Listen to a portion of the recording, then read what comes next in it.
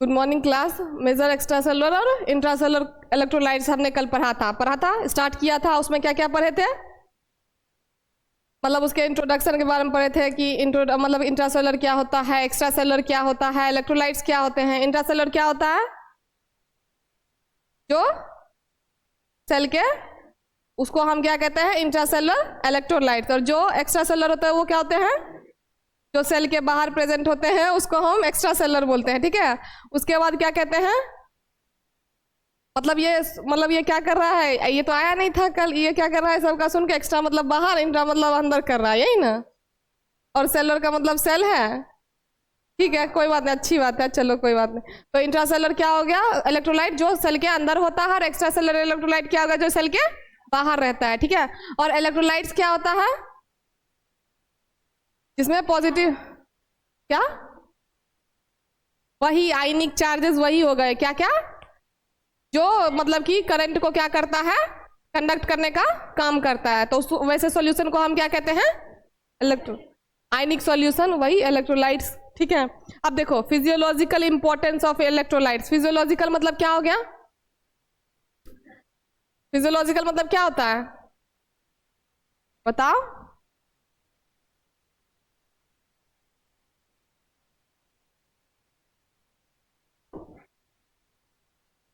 Anatomy और physiology. Physiological मतलब क्या हो, कितने बार बताया फिजियोलॉजिकल फिजियोलॉजिकल फिजियोलॉजिकल, क्या होता है फिजियोलॉजिकल, कहाँ होता है ये।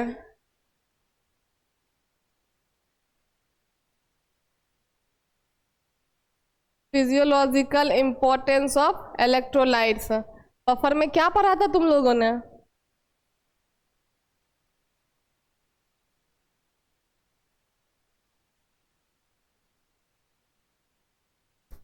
सिर्फ बॉडी फ्लूइड्स था।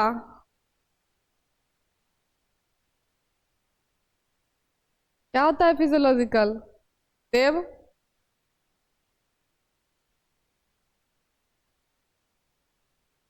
क्या होता है।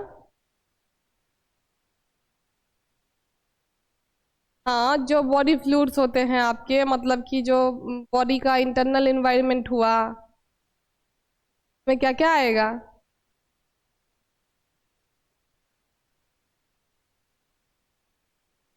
नहीं, ऐसा कुछ भी नहीं है, ऐसा तुम लोग बोल रहे हो। यहाँ से तुम, अच्छा अब मैं समझी, यहाँ से फिजियोलॉजिकल और बायोलॉजिकल देख के, बायोलॉजिकल है ना, अब मैं समझी। वाह, छोड़ो, देखो पढ़ो, समझ में आ जाएगा। सम ऑफ द फिजियोलॉजिकल और biological ion are hydrogen, phosphate, potassium chloride, sodium, hydrogen carbonate और मैग्नीशियम एंड कैल्शियम। ये सब क्या है आपके, फिजियोलॉजिकल या बायोलॉजिकल आयंस है। फिजियोलॉजिकल क्या होता है या बायोलॉजिकल क्या होता है, जो बायोलॉजिकल का मतलब ही क्या होता है, लिविंग ऑर्गेनिज्म। ठीक है, मतलब कि जिसका मतलब कि आपके बॉडी में क्या होगा,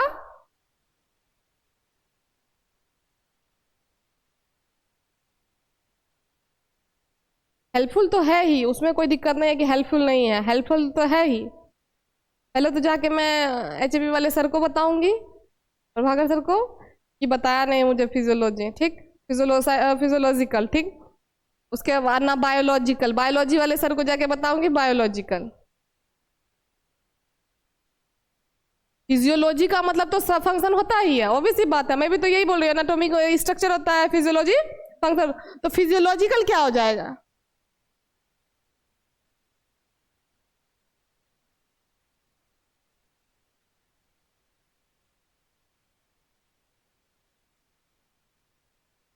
बोलो, जो आता है बोलो, क्या होता है।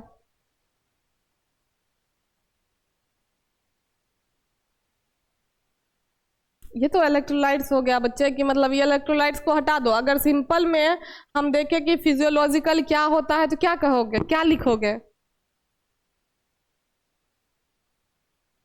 बताओ, कॉपी पेन निकालो।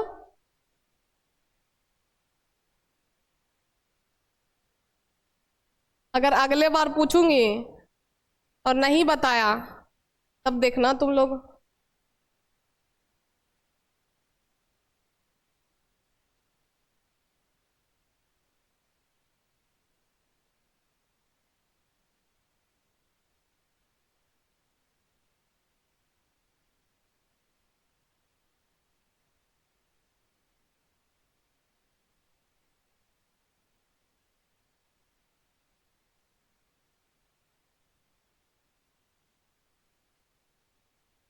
निकाल लिए? क्या कहते हैं, हेडिंग डालो, डिफाइन फिजियोलॉजिकल एंड बायोलॉजिकल।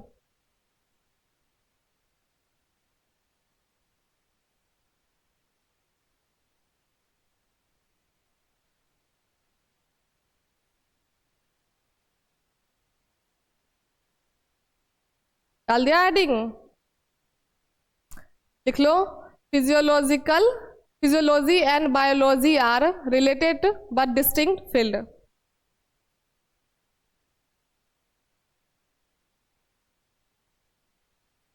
पहले क्या लिखे हो ये बताओ, फिजियोलॉजिकल लिखे हो या बायोलॉजिकल? फिजियोलॉजिकल लिखो, तो फिजियोलॉजिकल में लिखो तुम physiology a branch of biology, physiology a branch of biology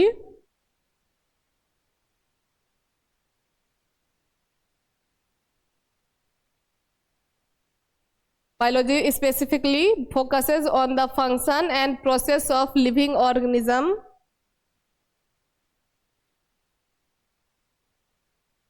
and their parts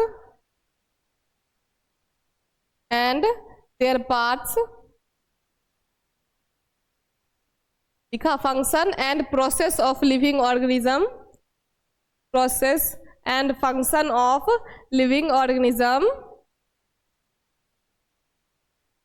and their parts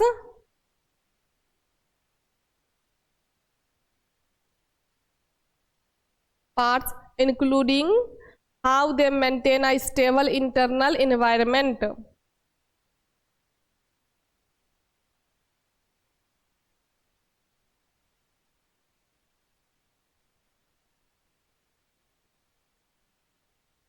Maintain a stable internal environment, लिख लिया?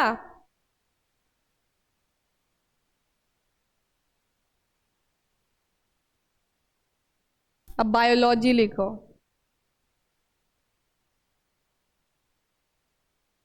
biology is the broad study of life and living organisms.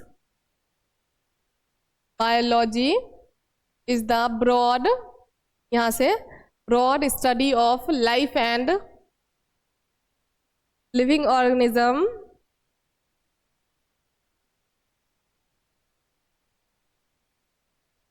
encompassing everything from the molecular level to ecosystem. यहाँ से लिखो ना, biology is the broad study of life and living organism encompassing everything from the molecular level to ecosystem.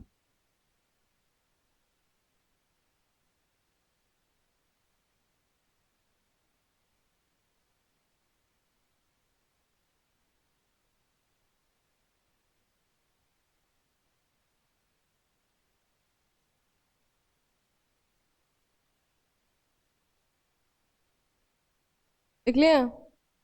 अब simple term एक देखो लिखा है यहाँ पे कि बायोलॉजी, अगर सिंपली समझो कि बायोलॉजी क्या होता है, तो biology is what and where of life. क्या मतलब, लाइफ जो है वो क्या है, कहाँ है, ठीक है? ये चीज आपका किसमें, ये क्वेश्चन किस में आते हैं आपके, बायोलॉजी में। और while physiology is the how and why, क्या आता है, कैसे और क्यों। क्योंकि फिजियोलॉजी में आपका फंक्शन होता है, जो भी आपके बॉडी स्ट्रक्चर्स होते हैं उनके फंक्शन होते हैं, तो फंक्शन कैसे करेगा, कर रहा है तो क्यों कर रहा है, ठीक। और लिविंग ऑर्गेनिज्म में क्या होता है आपका, क्या है ये, क्यों है, मतलब कि कहाँ है ये, कहाँ से मिला, है ना। तो ये सब किस में आ जाएगा आपका, बायोलॉजी में। क्लियर है? आप समझ गए फिजियोलॉजिकल का मतलब क्या होता है, क्या होता है मतलब, फिर से क्या बोला, पढ़ो पहले, फिजियोलॉजी क्या है, क्या था फिजियोलॉजी, पढ़ो।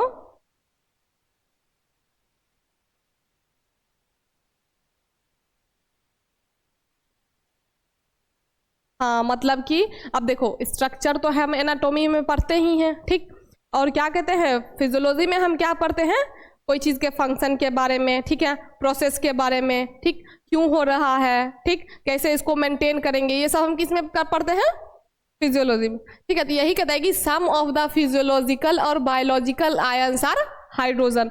कुछ ऐसे जो आपके आयंस होते हैं वो क्या होते हैं, क्या होते हैं, सम ऑफ द फिजियोलॉजिकल और बायोलॉजिकल आयंस आर हाइड्रोजन। उसके बाद नहीं, हाइड्रोजन फॉस्फेट साथ में आ रहा है, हाइड्रोजन फॉस्फेट, उसके बाद पोटासियम, फिर क्लोराइड, फिर sodium, hydrogen carbonate, magnesium and calcium. ये सब जो है वो आपके क्या है, फिजियोलॉजिकल और बायोलॉजिकल आयंस हैं, ठीक है, जो आपके बॉडी फ्लूइड्स के साथ क्या करेंगे, जाके रिएक्ट करेंगे, ठीक है। तो अब कहता है कि the ionic nature of the substance is represented by the electric charge. अब जो आपका आयनिक चार्ज है किसी भी सब्सटेंस का, उसको आप किससे रिप्रेजेंट करोगे, चाहे निगेटिव या पॉजिटिव चार्ज से, ठीक है। कहता है उसके बाद कहता है कि आपका for sustaining life a continuous balance between extra cellular and intracellular environment is necessary. अब क्या कहता है कि अगर मान लो कि अपने मतलब कि फॉर सस्टेनिंग लाइफ, मतलब लाइफ को सस्टेन करने के लिए आपको एक्स्ट्रा सेलुलर और इंट्रासेलुलर के बीच में बैलेंस बनाना बहुत जरूरी है, नेसेसरी है, ठीक है। उसके बाद कहते हैं it is essential to maintain electrolytes precise osmotic gradient in order to maintain balance between intracellular and intra. आप कहते हैं कि ये तो चलो ठीक है कि बैलेंस बनाना क्या है, इंपॉर्टेंट है, नेसेसरी है, लेकिन अब हम बैलेंस बनाएंगे कैसे, तो बैलेंस कैसे बनाएंगे कि electrolytes precise osmotic gradient in order to maintain the balance between. अब ये चीज होता क्या है आपका, क्या होता है, पढ़ो यहाँ पे, precise osmotic gradient is one that is carefully controlled और finally tune to achieve specific biological, chemical और फिजिकल। ऐसा कोई चीज मतलब कि क्या होता है कि जो कि आपका क्या होता है, केयरफुली कंट्रोल किया जा सकता है। जब इसको आप ऐड करोगे उसमें तो वो क्या करेगा, कोई भी जैसे इलेक्ट्रोलाइट्स है या कोई भी बॉडी फ्लूइड्स है उसको क्या करेगा, ये मेंटेन करने का काम करेगा। कैसे, प्रेशर से, ऑस्मोटिक प्रेशर डाल के, ठीक है। तो ये क्या केयरफुल कंट्रोल कर लेगा उसको, फाइनली मतलब दोनों एक ही वर्ड है कि कंट्रोल करेगा उसको, ठीक, जिससे कि वो क्या हो जाएगा, जो आपको उसका एक्टिविटी चाहिए, बायोलॉजिकल एक्टिविटी या केमिकल इफेक्ट या फिजिकल इफेक्ट आपको वो मिलेगा, ठीक। तो ये होता है आपका क्या, प्रिसाइज ऑस्मोटिक ग्रेडियंट, ठीक है। कहता है कि और ये आपका किसमें यूज होता है, in order to maintain a balance between extracellular और इंट्रासेलुलर, ठीक है। अब कहता है कि in living organism there are various mechanism that keeps the different electrolytes concentration under the proper rigid control. क्या कहता है कि in living organism there are various mechanism, बहुत सारे ऐसे मैकेनिज्म होते हैं ऐसे ही जो कि आपका क्या होता है कि उसको कंट्रोल करके मेंटेन करने का काम करके चलता है, ठीक है। जैसे आपका था ना प्रिसाइज ऑस्मोटिक ग्रेडियंट, वैसे ही बहुत सारे ऐसे हैं जो उसको बैलेंस करने का काम करेगा, ठीक है। अब कहता है कि electrolytes are required in almost every metabolic process of the body. अब आपके बॉडी में जितने भी मेटाबॉलिक प्रोसेस हो गए उन सब में क्या होगा, इलेक्ट्रोलाइट की रिक्वायरमेंट होगी। मेटाबॉलिक प्रोसेस क्या होता है, ब्रेक डाउन होता है किस चीज का,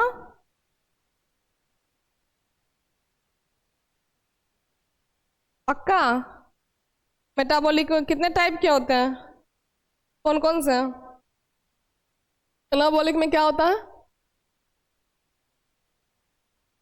और कैटाबॉलिज्म में, ठीक है। तो क्या कहता है कि जो आपका जितने भी आपके बॉडी के मेटाबॉलिक प्रोसेस है उन सब में क्या होता है, इलेक्ट्रोलाइट की रिक्वायरमेंट होती ही होती है, ठीक है। तो कहता है कि regulation of blood oxygen and pH level that is acidity, मतलब blood oxygen and pH level को मेंटेन कर रेगुलेट करने के लिए भी आपको क्या चाहिए, इलेक्ट्रोलाइट चाहिए। Controlling the fluid distribution and water balance in the body, fluid जो आपके बॉडी में डिस्ट्रीब्यूट होगा या वाटर का बैलेंस होगा उनको भी मेंटेन करने के लिए। और कहता है कि maintaining an electrical gradient across the cell membrane, cell membrane के आसपास जो आपका क्या होता है, इलेक्ट्रिकल चार्जेस होते हैं उनको भी मेंटेन करने का काम करता है। क्रूशियल फॉर नर्व ट्रांसमिशन, जो आपका क्या होता है, नर्व ट्रांसमिशन होता है उसके लिए भी इंपॉर्टेंट होता है। एंड मसल कॉन्ट्रैक्शन, ठीक है, इन सब को मेंटेन करने के लिए भी क्या चाहिए आपको, आप कहते हैं allowing the movement of nutrients within the cell and the waste product of the cell. क्या करता है ये,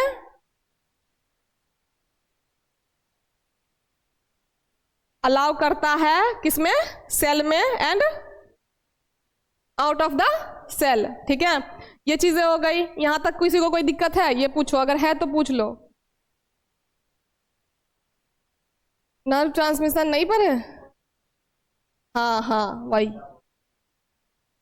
मेटाबॉलिक, देखो ये वाला मेटाबॉलिक प्रोसेस, ये कहता है कि electrolytes are required in almost every metabolic process.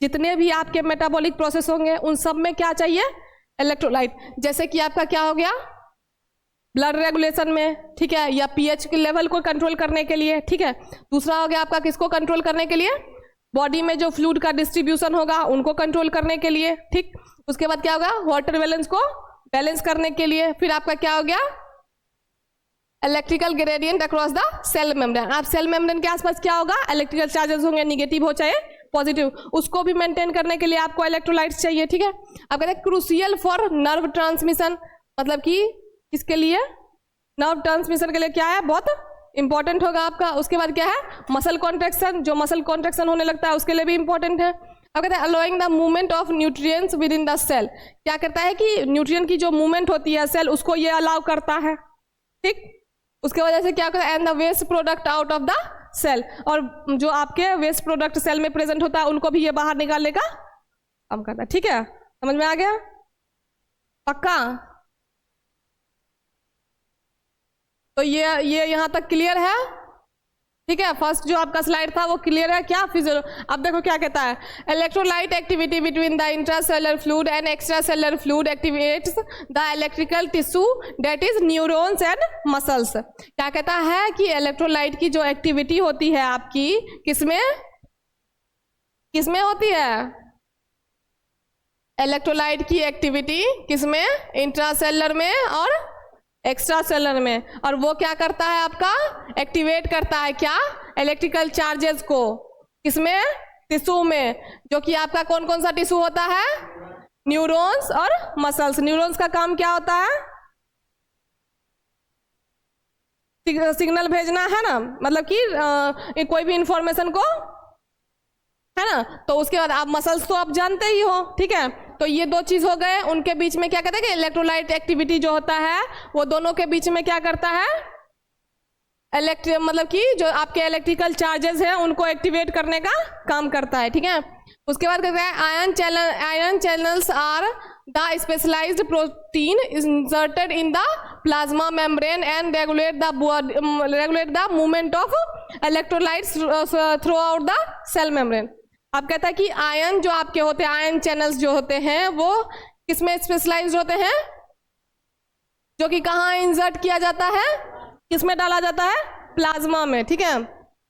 उसके बाद क्या होता है कि जब आप प्लाज्मा में डालोगे एक, तो उसके बाद एंड रेगुलेट द, और वो क्या करता है आपके मूवमेंट को रेगुलेट करता है, किसका, कहाँ पे, सेल मेम्ब्रेन में, ठीक है। ये हो गया एक पार्ट। उसके बाद कहते हैं जैसे एग्जांपल लिया इसने, presence of potassium, sodium, calcium assist muscle contraction. क्या कहता है कि अगर आपका क्या हुआ, सोडियम का प्रेजेंस हुआ, पोटेशियम का प्रेजेंस हुआ, कैल्शियम का प्रेजेंस है, तो वो आपका क्या करेगा, असिस्ट, आपका मसल कॉन्ट्रैक्शन होता क्यों है,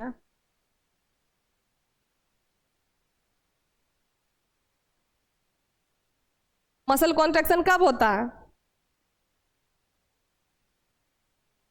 इसलिए होता है, कभी कभी बैठे बैठे मतलब होने लगता है, सोए सोए होने लगता है, बिना मूवमेंट के भी होने लगता है। क्यों कहते हैं ना, जैसे घर में ये चीज की कमी है, ये चीज की कमी है, ये खा लो वो खा लो, है ना, दूध नहीं पीता है, कैल्शियम नहीं है, ये घट गया है ना, बोलते हैं ना नॉर्मली। तो क्यों होता है, इन्हीं सब वजहों के कारण होता है ना मसल कॉन्ट्रैक्शन। तो इसीलिए कहते हैं कि अगर आपके जैसे कि एग्जाम्पल में है आपका कि जो आपका प्रेजेंस अगर होता है किसका, पोटेशियम, सोडियम, कैल्शियम का, तो वो आपका क्या करेगा, मसल कॉन्ट्रैक्शन को क्या करेगा, ठीक है। हाँ, क्योंकि मतलब कि मेनली जो आपका बोन्स में होता है, क्या होता है, हाँ क्या होता है, चलो कैल्शियम तो मेन इंग्रेडिएंट हो गया, ठीक है, और भी तो साथ में होते हैं ना। हाँ, तो इसके वजह से ताकि आपका क्या रहता है, इसीलिए मसल कॉन्ट्रैक्शन जो है वो आपका इससे ठीक हो सकता है, क्योंकि इलेक्ट्रोलाइट्स में बहुत सारे चीज प्रेजेंट होते हैं, सोडियम हो गया, पोटेशियम हो गया, कैल्शियम, बहुत कुछ रहता है ना। उसके बाद ये चलो एक एग्जांपल तो ये हो गया। आप कहता है कि absence of sufficient level of electrolyte result in the muscle to. अब ये तो चलो कि ये तुम्हारा मसल कॉन्ट्रैक्शन को ठीक कर देगा कि मतलब ये सब वही है कि अगर एब्सेंस हो गया किसका, सफिशिएंट लेवल ऑफ इलेक्ट्रोलाइट, मतलब जितनी आपकी रिक्वायरमेंट है किसकी, इलेक्ट्रोलाइट की, अगर उससे उसका लेवल क्या हुआ, डिक्रीज हुआ, तो आपका क्या होगा, मसल ट्विचिंग। मसल ट्विचिंग क्या होता है, मतलब कि कभी कभी ऐसा नहीं होता है कि देखो सोए सोए एकदम से एकदम कॉन्ट्रैक्शन हो जाता है, क्या कहता है, पैर में अथी लग गया, क्या कहते हैं उसको, एकदम ऐसे खींचने लगता है पूरा, ठीक है, नॉर्मल भाषा में उसको कुछ कहते हैं ऐसे बग्घा टाइप से कुछ कहते हैं, ठीक है।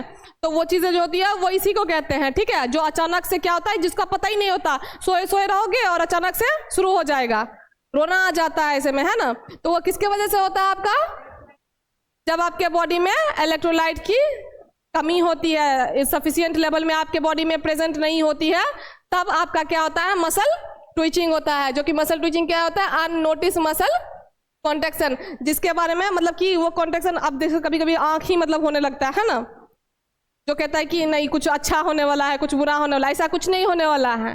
क्या होता है वो आपका इलेक्ट्रोलाइट्स का लेवल कम, हाँ, तो इसके लिए उसके बाद कहते हैं कि, और ये तो चलो हो गया मसल कॉन्ट्रैक्शन, एंड उसके साथ क्या होगा, वीकनेस भी आएगी, ठीक है, क्योंकि देखो जब भी ऐसा कोई होता है पैर में ऐसे झुंझुनी लग जाए, वो कॉन्ट्रैक्शन आ जाए, तो सब कहते हैं कि मतलब कि कमजोरी है, कमजोरी है, सही बात है, कमजोरी है। तो इसीलिए जब इलेक्ट्रोलाइट्स की लेवल कम होते हैं आपके बॉडी में, तो वो क्या होता है आपका, ये सब केसेस आता है, मसल ट्विचिंग आते हैं या वीकनेस ऑफ मसल हो जाता है आपका, ठीक। अब कहते हैं body maintains electrolyte balance in ingesting substance having electrolyte. क्या कहता है कि बॉडी जो है मेंटेन करता है किसको, कैसे करेगा,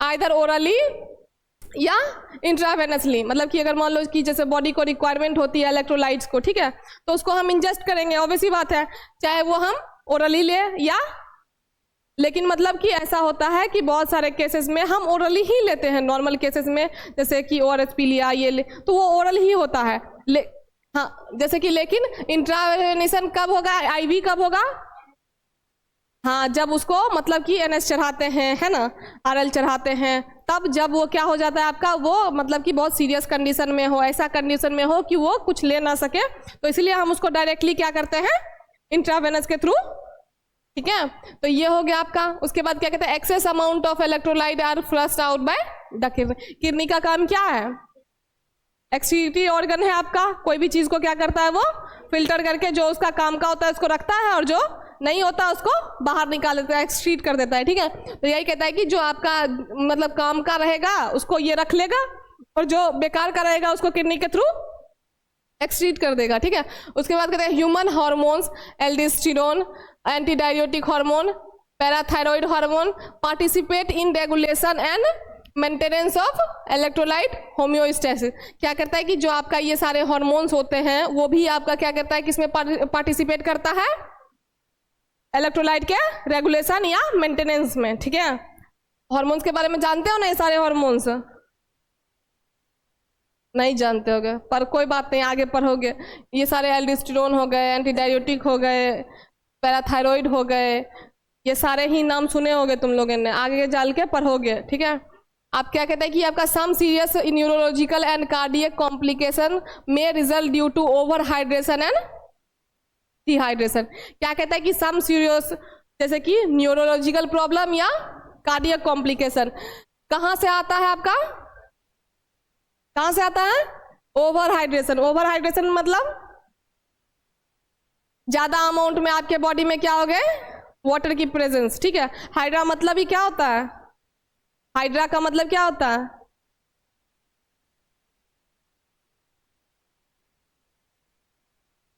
सॉरी तुम लोग मुझे H लिखना भी भुला दोगे, हाइड्रा इसका मतलब ही क्या होता है, इसका मतलब ही वाटर होता है, ठीक है। तो यही क्या कहते हैं कि ओवर हाइड्रेशन मतलब ज्यादा अमाउंट में, और डिहाइड्रेशन मतलब अगर कम हो गया तो भी हो सकता है और ज्यादा हो गया तो भी हो सकता है। क्या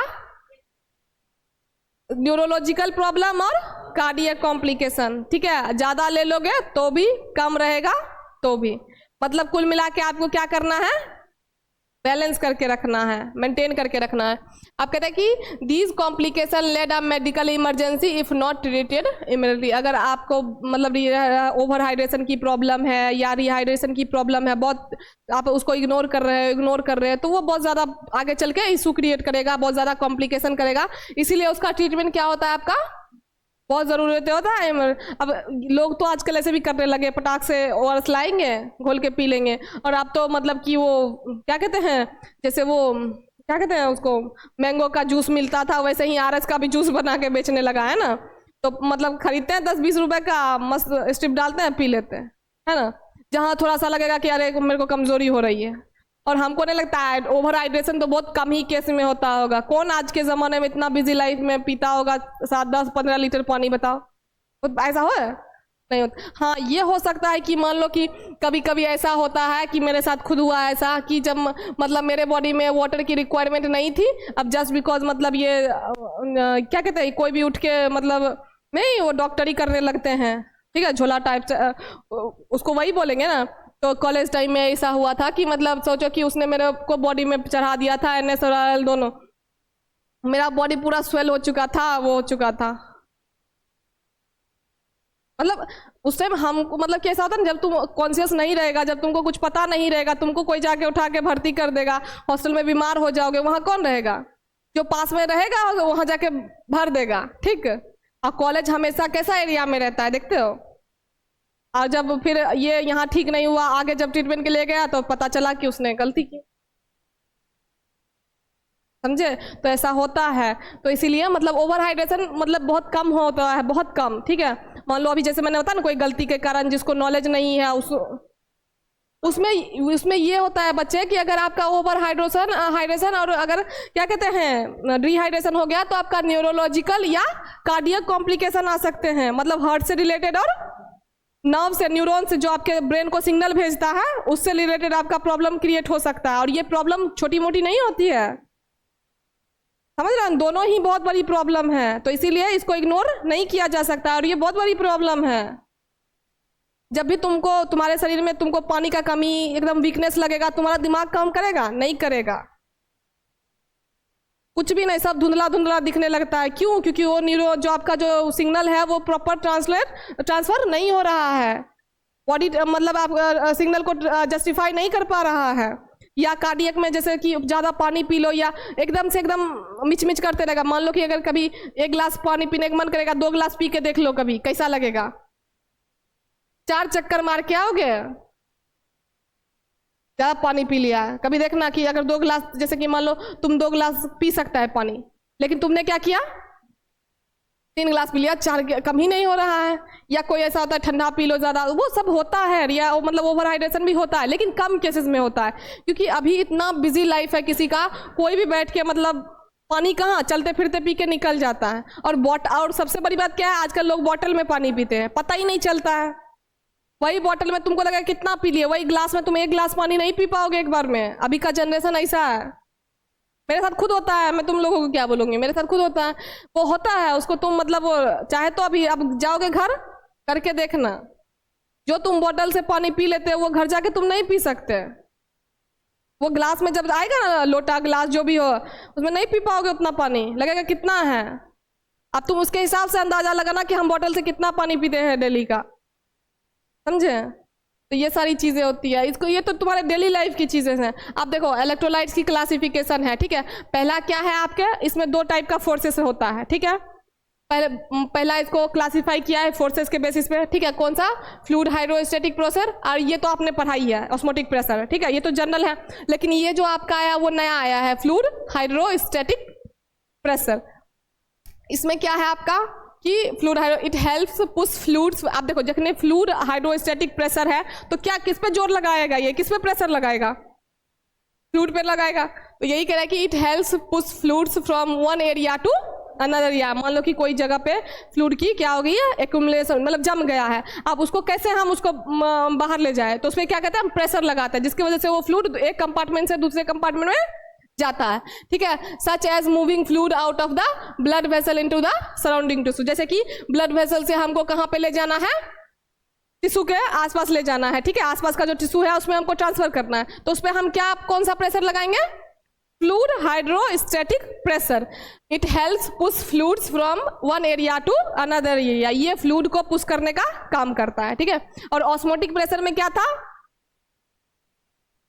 ऑस्मोटिक प्रेशर में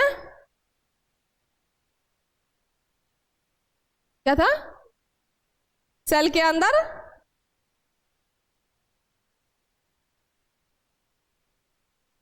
वो तो प्रेशर लग रहा था, लेकिन वो कैसे लग रहा था, इसमें जैसे फ्लूइड की तरह लग रहा था, उसमें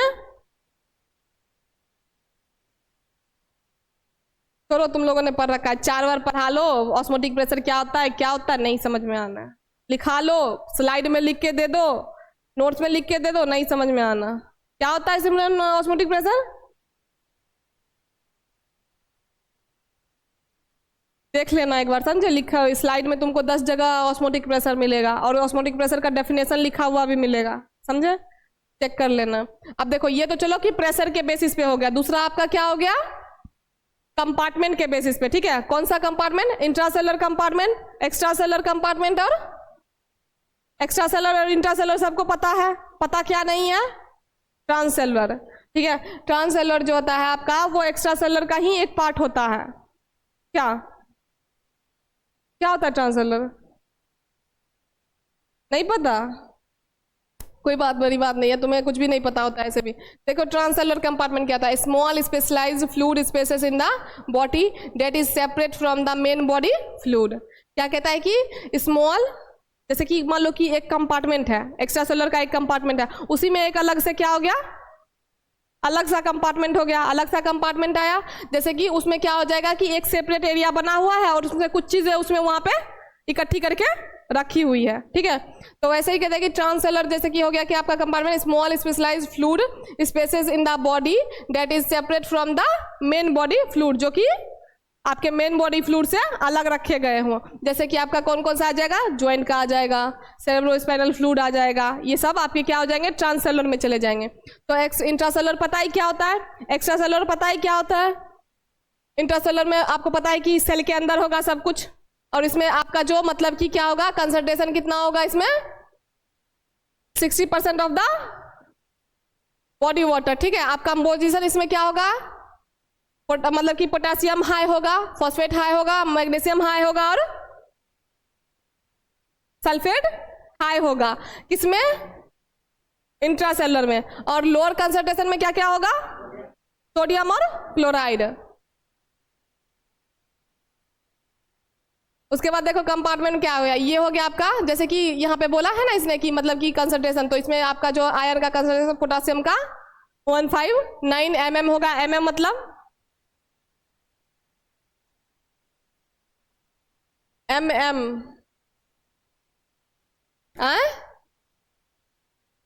लिख दिया है मैंने नीचे, फिर भी मतलब मुझे पता था तुम लोगों को नहीं आता होगा, मुझे पता था, इसीलिए। तो ये क्या हो गया आपका 159, कैल्शियम की जो होगी कंसंट्रेशन इतनी होगी और क्लोराइड की इतनी होगी, ठीक है। उसके बाद एक्स्ट्रासेलुलर में आ जाओ, एक्स्ट्रासेलुलर में भी वही है, आउटसाइड ऑफ द सेल, इसमें आपकी जो कंसंट्रेशन होगी वो कितने होगी, 37% ऑफ टोटल बॉडी वाटर, मतलब बॉडी में जो वाटर प्रेजेंट होगा उसका कितना होगा, ठीक है। उसके बाद इंक्लूड क्या क्या रहता है इसमें, blood plasma, intestinal tissue, fluid, lymph, ठीक है। अब लिम्फेटिक सिस्टम में क्या आएगा आपका, lymphatic vessel collect intestinal fluid, जो इंटेस्टाइनल फ्लूइड का जो कंसंट्रेशन होगा उसको कौन कलेक्ट करने का काम करेगा, लिम्फ वेसल, ठीक है। आप कहते हैं कि this fluid becomes lymph which then reenters the blood stream as plasma. तो ये जो आपका फ्लूइड जो ये लेगा उसको वो क्या करेगा, किस में कन्वर्ट हो जाएगा, लिम्फ में। अब वो उसके बाद क्या होगा, कहाँ रीएंट्री करेगा, फिर से वो ब्लड स्ट्रीम में क्या करेगा, एंटर करेगा एज अ प्लाज्मा, ठीक है। अब कहते हैं at equilibrium and osmotic pressure is present between the intracellular and extracellular compartment. क्या कहता है कि ऑस्मोटिक प्रेशर जो होता है इक्विलिब्रियम होता है, ठीक है। जो आपका कंसंट्रेशन किसका होगा, इलेक्ट्रोलाइट की, उसी वही उसका किसका होगा, आपके बॉडी फ्लूइड्स का होगा, पढ़ा था ना सेम। तो क्या कहते हैं कि एनोसोफिक जो आपका ये प्रेजेंट रहेगा वो इक्विलिब्रियम में प्रेजेंट रहेगा। इंट्रासेलर में अगर 50% है तो एक्स्ट्रासेलर में भी 50% रहेगा। Whenever a change occurs in the osmotic pressure in any of these components, fluid exchange takes place between the two। जब भी मतलब कोई भी तरह का ऑस्मोटिक चेंजेस आते हैं तो वो चेंजेस जो आएंगे वो दोनों में ही आएंगे, ठीक है। ऐसा नहीं है कि एक्स्ट्रासेलर में आए तो इंट्रासेलर में नहीं आएगा। उसके बाद कहता है कि दस osmotic pressure provides required pressure for the exchange of fluid between two compartment. Extra मतलब कि जो आपका ऑस्मोटिक प्रेशर क्या कहता है कि जितना रिक्वायरमेंट आपको चाहिए फ्लूइड को एक्सचेंज करने में उतना प्रेशर वो जनरेट करता है ताकि एक कंपार्टमेंट से दूसरे कंपार्टमेंट में जा सके। अब देखो ये सिंपल सा है, कंपार्टमेंट एक ले लो कि मतलब कि ये हो गया एक्स्ट्रा सेलर कंपार्टमेंट, ये हो गया आपका इंट्रासेलर कंपार्टमेंट, ठीक है। एक्स्ट्रा सेलर में 20% ऑफ बॉडी वेट हो गया और इंट्रासेलर में 40% ऑफ बॉडी वेट हो गया। अब इसमें आ गया आपका सॉलिड मटेरियल जो कि आपका क्या हो गया 40% हो गया, तो टोटल मिला के कितना हुआ 100 हो गया। उसके बाद देखो अब इंट्रासेलर में आपका क्या क्या रहता है, plasma, fluid in stomach and intestine, joint fluid, fluid surrounding brain, lymph fluid, ये सब किस में आ जाएगा, ठीक है। उसके बाद सेल में क्या कहते हैं, सेल किस के अंदर आएगा, ऑब्वियसली बात है क्योंकि वो सेल के अंदर रहेगा, ठीक है, और बाकी सारे चीजें जो है वो सेल के बाहर है। उसके बाद आपका क्या जैसे मतलब टिश्यू हो गया, बोन हो गया, वो सब किस में आ जाएगा सॉलिड मटेरियल में। तो ये आपका कंपार्टमेंट था जिसको 3 भागों में बांट दिया है, इंट्रासेलर, एक्स्ट्रासेलर और जो बचा हुआ आपका है सॉलिड। उसके बाद ये रहा क्या, फॉर एग्जांपल में लिया when sodium present in high concentration in extracellular enter the cell the osmotic pressure increase. जब हायर कंसंट्रेशन में रहेगा तो क्या हो जाएगा, तुमने वो पढ़ा था ना कि वाटर जब मतलब कि आता है एक था आपका हाइपरटोनिक, एक था हाइपोटोनिक, एक था आइसोटोनिक, पढ़ा। ये सेम कंडीशन इसमें है, सेम कंडीशन। देखो जब आपका क्या रहेगा यहाँ पे sodium enters the cell, cell में जब सोडियम वहां वाटर एंटर ले रहा था, यहाँ पे क्या ले रहा है सोडियम, क्या कहते हैं the osmotic pressure within the cell increase. तो अपने आप ऑस्मोटिक प्रेशर क्या हो जाएगा इंक्रीज हो जाएगा। अब दूसरा पढ़ो, the entry of sodium in the cell in accompanied by the water to reestablish equilibrium and balance. अब क्या कहता है कि ये तो चलो सोडियम तो जा रहा है उसको ताकि वो इक्विलिब्रियम पे बैलेंस कर सके उसको, ठीक है। उसके बाद कहता है कि pressure but entry of water within the cell cause its swelling. लेकिन चलो सोडियम का जाना तो ठीक था कि वो गया, उसके बाद लेकिन जब वाटर जाएगा तो उसके वजह से सेल में क्या होगा स्वेलिंग होगा। वही कहते हैं कि on other hand exit of sodium from the cell is also accompanied by water. अब एग्जिट जो करेगा वो भी किसके थ्रू करेगा, वाटर के थ्रू। तो इसलिए क्या कहते हैं कि thus causing the cell to shrink। अब जब वाटर करेगा बाहर आएगा तो क्या हो जाएगा सेल। अब मान लो कोई चीज भरा है अचानक से उससे सब कुछ निकल जाएगा तो क्या हो जाएगा, कर जाएगा। तो यही चीज हुआ इसमें। अब देखो जो आपका जनरल कंपोजिशन होगा एक्स्ट्रासेलर का उसमें सोडियम ज्यादा रहेगा, कैल्शियम इंट्रासेलर में क्या था दूसरा चीज था, सोडियम कम था, क्लोराइड कम था ना एक्स्ट्रासेलर में। लेकिन जो आपका इंट्रासेलर है उसमें क्या है सोडियम ज्यादा है, क्लोरीन ज्यादा, क्लोराइड ज्यादा है, H3CO क्या होता है कल भी पढ़ा था, एक हो गया कार्बोनेट, एक हो गया हाइड्रोजन। उसके बाद क्या होता है आपका लेस जो रहेगा क्या क्या, potassium, calcium, magnesium, phosphate. SO का क्या होता है, सल्फेट का क्या होता है,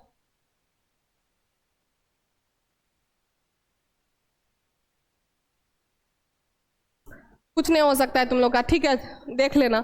उसके बाद क्या है कि ट्रांससेलुलर कंपार्टमेंट आपका हो गया। ट्रांससेलुलर में क्या है, a single epithelial layer separates the extracellular compartment. अब तुमने जो ट्रांससेलुलर पढ़ा था वो जो ट्रांससेलुलर पार्ट है वो किसका है, एक्स्ट्रासेलुलर का पार्ट है। एक्स्ट्रासेलुलर कंपार्टमेंट में ही क्या है ये आपका, मान लो कि एक टिश्यू का हल्का सा लाइनिंग आ गया जिसके वजह से वो 2 कंपार्टमेंट बट गया, जिसमें से एक क्या आ गया आपका ट्रांससेलुलर। कहता है कि the aqueous and vitreous humour of the I, synovial fluid of the joint, cerebrospinal fluid of the CNS, ये सब जो है आपका जो एक्वस एंड विट्रस, ये जो आपका ह्यूमर है ऑफ द आई, ये क्या होता है जब आपका लेंस जो होता है उसके आगे जो पानी वानी आता है उसको हम क्या कहते हैं, aqueous and vitreous humour of the eye. उसके बाद साइनोवियल फ्लूइड आपका कहाँ होता है, ज्वाइंट में होता है। सेरेब्रोस्पाइनल फ्लूइड आपका कहाँ होता है, सीएनएस में होता है। Granular secretion and serous fluid in the body cavities are present in this compartment. इस सब में आप ये सारे चीजें जो है वो आपका किस में प्रेजेंट होगा, ट्रांससेलुलर कंपार्टमेंट में प्रेजेंट होगा। ठीक है, यहाँ पे आपका ट्रांससेलुलर में लिख दिया है मैंने कि मतलब कि transcellular fluids are return back to the blood stream after deriving from the plasma. Plasma से जब होके वो गुजरता है तो फिर से वो कहाँ वापस आ जाता है आपका, ब्लड स्ट्रीम में। ठीक है, ऐसा कैसे, प्लाज्मा के फॉर्म में तुमने पढ़ा था ना ऊपर। उसके बाद क्या हो गया आपका कि एक्वस, ये लिख दिया यहाँ पे कि आपका क्या होता है, ये water like fluid that lies in the, अगर भूल जाओ तो मैंने लिख दिया है कि जो आपका एक्वस विजिटर्स ह्यूमन होता है वो आपका क्या होता है, लेंस के आगे जो पानी प्रेजेंट रहता है उसी को हम कहते हैं। ठीक है, अब ये सिंपल सा एक फिगर है, इस फिगर में क्या है आपका, सिंपल सा बताया गया कि चलो ये एक ह्यूमन ले लिया, इसका 60% बॉडी वेट कितना होगा, कहाँ तक आ रहा है, यहाँ तक आ रहा है ना। अब इसी को पता है, क्या लिया है, इंट्रासेलर, यहाँ सिर्फ इंट्रासेलर को बताया इसने। ठीक है, क्या लिखा है, main fluid compartment showing relative percentage. ठीक है, जो आपका मेन आपका बॉडी का इंटरनल पार्ट का है वो है, जो आपका इंट्रासेलर फ्लूइड है उसमें कितना परसेंट ऑफ बॉडी वेट है, 40%, जिसमें आपका क्या होता है, फ्लूइड इनसाइड द सेल, जो भी फ्लूइड होगा वो सेल के इनसाइड होगा। दूसरा आपका क्या है, इंटेस्टाइनल फ्लूइड। इंटेस्टाइनल फ्लूइड में कितने कहाँ पे होगा, फ्लूइड बिटवीन द सेल। इसमें भी अब पूरा पार्ट ही है इंट्रासेलर का है, तो जो भी फ्लूइड होगा वो इंट्रासेलर का है, तो इसमें वो बॉडी वेट कितना होगा, 15, मतलब कि 15%। ठीक है, उसके बाद ये आपका क्या हो गया, ब्लड प्लाज्मा एंड लिम्फ, इसमें क्या हो जाएगा आपका 5%। टोटल कितना हुआ, 100 जोड़ लिया। सोचा होगा कि मैम पूछेगी जोड़ के, इससे पहले मैं यही जोड़ लेता हूँ सुनने से, अच्छा ना। आप देखो ब्लड प्लाज्मा में आपका कहाँ, ये कहाँ रहता है, ये किसका है, इंटेस्टाइन का, स्किन का, लंग्स का, किडनी का, इन सब का काम है। क्यों, क्योंकि देखो स्किन के थ्रू क्या होता है आपका, इलेक्ट्रोलाइट का एक्सक्रीशन होता है ना, है ना। तो इसमें भी अब स्किन क्यों आया, कैसे, देखो ये जो डायग्राम है वो मेनली क्या दिखा रहा है कि बॉडी फ्लूइड्स में, इंट्रासेलुलर बॉडी फ्लूइड्स में कैसे फ्लूइड्स का डिस्ट्रीब्यूशन हुआ है। ठीक है, कहता है कि इंट्रासेलुलर में this fluid is found inside the cell, जो भी है पता ही है कितना, लगभग 40% के आसपास। आप कहते हैं intestinal fluid, this fluid surround the cell and, ये जो तुमने पढ़ा ये, ठीक है। हाँ, उसके बाद पढ़ा ब्लड प्लाज्मा एंड लिम्फ, ये हो गया आपका ये वाला पार्ट। ठीक, इसमें क्या कहता है आपका, these fluids are part of the circulatory system. यहाँ पे क्या होता है कि कोई भी चीज को सर्कुलेट करने का काम होता है। ठीक है, मतलब कि मुझे थोड़ा सा मिला तो मैं हर जगह पहुंचा दूं। ठीक है, तो इसका कितना होता है, 5% ऑफ द बॉडी वेट। आप कहते हैं कि इसमें देखो ये तो ठीक था कि मतलब ये तीनों चीजें यहाँ पे मेंशन है, intracellular, intestinal fluid, blood plasma, ये सब मेंशन है। लेकिन एक चीज और था, क्या, किडनी था ना, स्किन सब था, वो सब भी था। तो उनका काम क्या है, जो आपका फ्लूइड को बैलेंस करने में सबका इन्वॉल्वमेंट होता है। जैसे किडनी का काम क्या है, फिल्टर करना एंड रेगुलेट बॉडी फ्लूइड्स को रेगुलेट करना, and the intestine and skin which are involve in fluid absorb, जो कि जिनका काम क्या है, एब्जॉर्ब करना एंड लॉस। अब देखो लॉस भी करता है, रिमूव भी होता है ना, स्किन के थ्रू, स्वेट के थ्रू, स्किन से जब आपका पसीना आता है उसके थ्रू भी जाता है। ठीक है, उसके बाद क्या होता है आपका, किडनी तो आपको पता है, ठीक है, यूरिन के थ्रू एक्सक्रीट करता है वेस्ट मटेरियल। ठीक है, एक बार जाके पढ़ना, कोई दिक्कत हो तो पूछ लेना। आज जब कल क्लास लगेगा तो उसे सबसे पहले तुमसे पूछूंगे, ठीक, पढ़ के आना इसको। मैंने पीपीटी शेयर कर दिया।